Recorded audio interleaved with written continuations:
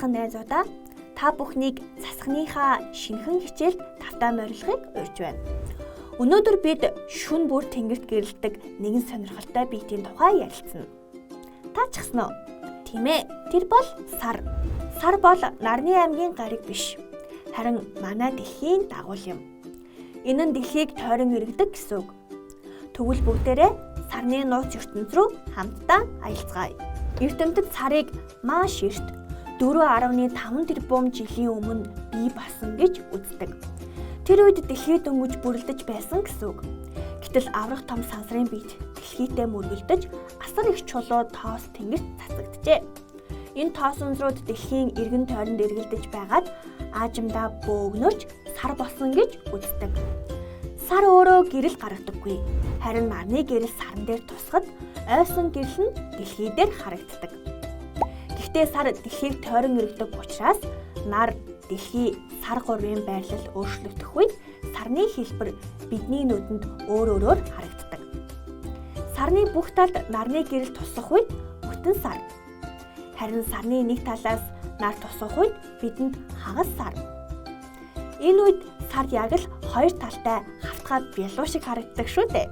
Харин нарны гэрэл сарны яг гар талаас тусдаг болохоор бидний нүдэнд сар огт харагддаггүй үеч бас бий. Үүнийг шин сар гэж нэрлэдэг. Ийхүү сар 30 хоногт нэг удаа хэлбэрээ аажмаар өөрчлөхийг бид сарны мөчлөг буюу нэг сар гэж нэрлэдэг. Хэрвээ дэлхийг том алим гэж төсөөлбөл сар дэрэгт нь усан үзэм шиг харагдана. Сарны диаметр буюу сарыг нэг бүтэн тойроход ойролцоогоор 3470 км байдаг. Харин дэлхийх 12742 км байдаг нь сар дэлхийгээс ойролцоогоор 4 дахин жижиг гэсэн үг юм. Нэрээ хүүхдүүдээ 1969 онд хүн анх удаа сарн дээр очсон шүү дээ. Америкийн нэгдсэн улсын Нил Армстронг гэдэг сарны нисгэгч Аполло 11 гэсэн нэртэй хөлгөөр 8 хоногийн турш аялан сарн дээр бууж, энэ бол хүний хувьд жижигхэн алхам.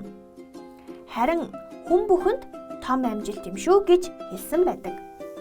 Тэрээр сарн дээр туг хатгаж, чулуу түүж, аюулгүйгээр дэлхийдээ ирсэн.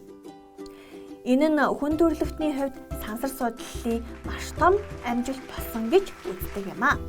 За ингээд өнөөдрийн засахны хичээл маань энд хүрээд өндөрлөж байна. Бид өнөөдөр сарн дээр сонин хачны талаар хамтдаа мэдэж авлаа. Сайн уу Тонти? Тонти найз маань захидал дамжууллаа. Бүгдээрээ анхааралтай сонсоод аваарай. Засхан ба түүний үзэгч багчуудад захидал очих өдрийн мэнд хүргэе. Паркийн савдаг Тонти би өнөөдөр бяцхан сургамжилт явдалтай очирсан тухай энэ захиандаа бичиж байна. Өчигдөр парка ториод алхаж байтал тоглоомын талбай дээр хэсэг хүүхдүүд тоглож байлаа. Холоос харахад их л хөвгчлөлтэй тоглож байсан юм. Гэтэл хоёр жаал юугүй гүйж очиод замын хажууд ургаж байгаа бяцхан ботнаас мөчрүүдийг нь хугалж эхлэв. Тэрхэн зур миний зүрх зогсох шиг болж нүдэндээ ч итгэсэнгүй. Найзуудаа, та нар яагаад модны мөчрийг хугалж хваа? Энд чин ургаж байгаа бяцхан амьд бодгаа шүү дээ гэж намайг хэлэхэд жаалууд бид мөчрөөр байлдаж тогломоор байна шүү дээ гэлээ. Байлдаж тоглохын тулд амьд ургамлыг тасгаж хугалж болохгүй гэж намайг хэлэхэд тэд энд зөндөө мод байхад хоёрхан мөчр хугалж болохгүй юм уу гэв. Түүний ялгаруулсан хүчил төрөгчөөр амьсгалж эрүүл агаартай хотод аж төрөх учиртай. Монгол оронд Улаанбаатар хотод цэцэрлэгт хүрээлэнд маань нэг ширхэг модч хэмжээшгүй үнэтэй юм шүү дээ найзуудаа. Мод багаас бол ус багасна. Илс шорондоо дарагдаад ирээдүйд бороо орхооч болно. Тиймээс модыг өөрийн бишгээ хайрлах хэрэгтэй юм шүү дээ найзууд минь гэж би тэдэнд сайтар тайлбарлаа. Тэгээд тэд уучлаарай Тонти, би дахиж мод хугалахгүй. Харин ч том болоод олон мод тарьж ургуулна гэхдээ би үнэхээр их баярсан юм. Мод бол цэвэр агаар, цэнгэг усны их үндэс. Паркийн моддыг та нар минь дахиж битгий хугалаарай. Засахны хичээл нэвтрүүлгээ лав гараг бүр 18 цаг 50 минутаас Dream телевиз болон Dream телевизийн албан ёсны YouTube хуудасаас хүлээн авч үзээрэй.